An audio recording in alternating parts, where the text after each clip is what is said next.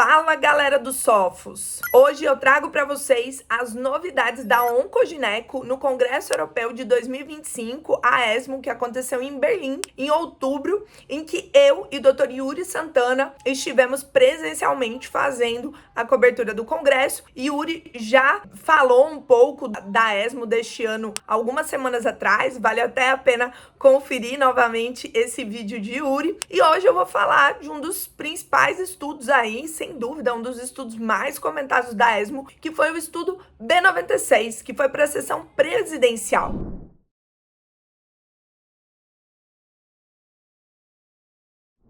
E por quê? Porque ele traz novamente a discussão de imunoterapia para as pacientes platino-resistentes em câncer de ovário. Lembra que a gente teve vários estudos negativos de imunoterapia em câncer de ovário sendo considerado um tumor frio, sem resposta a essa terapia revolucionária que foi a imunoterapia, e que esse estudo tivemos um resultado positivo, trazendo essa terapia para o plano terapêutico da paciente com câncer de ovário. Eu vou dividir nossa conversa hoje em 3 partes. Primeiro eu vou falar um pouquinho sobre o B96, depois nós vamos falar sobre um biomarcador, seguindo a nossa sequência dos biomarcadores, que é o PDL1, o ligante de morte celular programada, e depois seguimos para alguns comentários meus, uma total minha opinião sobre o B96.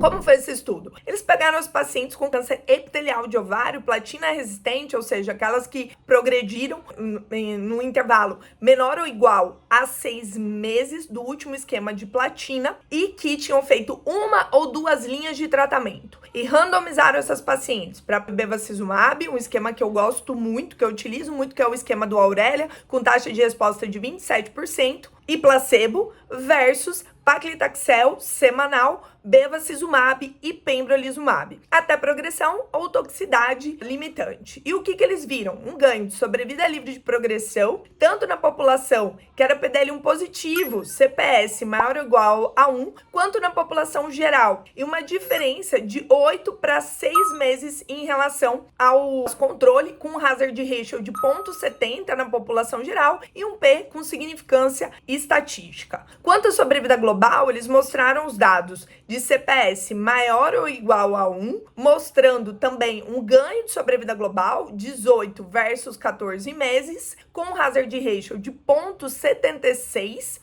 e um P significativo. Na população geral, ainda não tinha uma tendência de ganho de sobrevida global para essa população, mas com P ainda não significativo nessa segunda análise interina. Eu li um comentário da Nicoleta Colombo para o próprio site da ESMO, e ela já antecipando, né, um resultado de que na análise final também foi positiva essa sobrevida global para a população geral, agora com P significativo, mas a gente não tem esses dados publicados. Bom, Marcela, mas o que quer dizer PDL1 CPS maior ou igual a 1? Vamos falar um pouco sobre isso.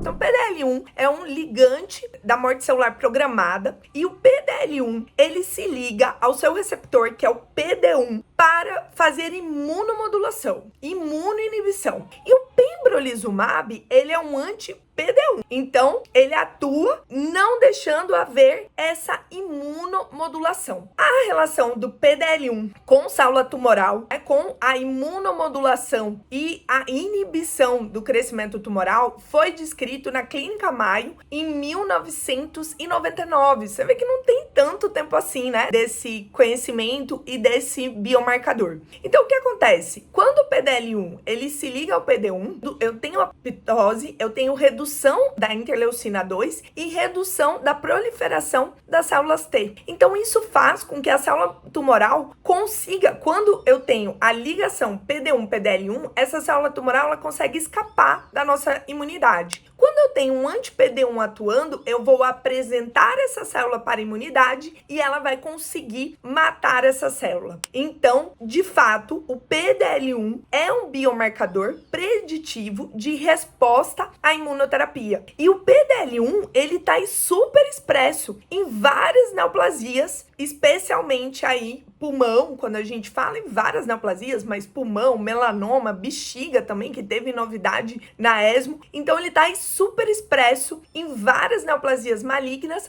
como um mecanismo de carcinogênese, certo? E aí, qual que é o método para eu avaliar o PDL1? O método é imunistoquímica. Só que eu tenho alguns sistemas de pontuação, algumas formas de pontuar, e eu tenho alguns clones que é utilizado para a realização dessa imunistoquímica. Então, falando de CPS, o que quer dizer CPS? É Combined Positive Score, em que eu vou avaliar tanto células tumorais, a expressão do PDL1 em células tumorais, em células da imunidade, e vou dividir isso pelo número de células tumorais. Enquanto a gente tem um outro score que ele vai avaliar somente as células tumorais que expressam o PDL1 dividido pelo número de células tumorais total, que é utilizado em câncer de pulmão e que utiliza o clone 22C3, como também no Combine Positive Score, no caso desse estudo, isso utiliza o clone 22C3. Já, por exemplo, em câncer de mama triplo negativo, um estudo com atezolizumab, eles utilizaram o Immunicell, em que eles viram a expressão de PDL1 nas células da imunidade intratumorais versus a porcentagem de área tumoral. Então, nós temos diferentes sistemas de pontuação e, nesse caso, eles utilizaram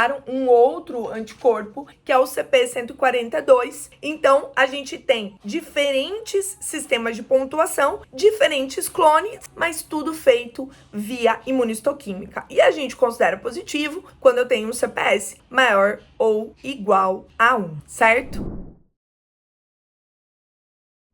Agora, isso, aí você vai falar, Marcela, mas você vai fazer PDL1 nas pacientes com câncer de ovário? Pelos resultados do estudo, não é necessário. Você viu o ganho tanto na população geral, quanto na população CPS maior ou igual a 1. Para outros tumores, por exemplo, câncer de colo de útero metastático, é necessário fazer o PDL1. Câncer de mama metastático, triplo negativo, é necessário a gente ter o PDL1 positivo. Mas neste caso em particular, do B96, não vejo necessidade de fazer esse teste do PDL1. E qual que vai ser a aplicabilidade disso na prática? Então, acho que a gente tem alguns fatores importantes. Essa é uma população hiperselecionada. Eu só faria esse esquema exatamente seguindo rigorosamente os critérios do estudo, independente da bula da medicação, que pode vir um pouco mais ampla. Então, tem que ser essa população, platino resistente em no máximo 2 linhas, então em terceira linha ou menos. Lembre, essa é uma população geralmente mais politratada, então é uma população hiper selecionada. Outra coisa, como a gente vai sequenciar, já que nós temos tanto o trastuzumab e deruxtecan, aquelas pacientes que são HER2 positivo, lembrar que isso é 2 a 5% em câncer de ovário, quanto nós temos as pacientes agora o mirvetuximab para as pacientes receptor de folato positivo, que são cerca de 35% das pacientes nesse cenário. Como escolher? Eu acho que se você tiver um alvo como o HER2 ou como receptor do folato,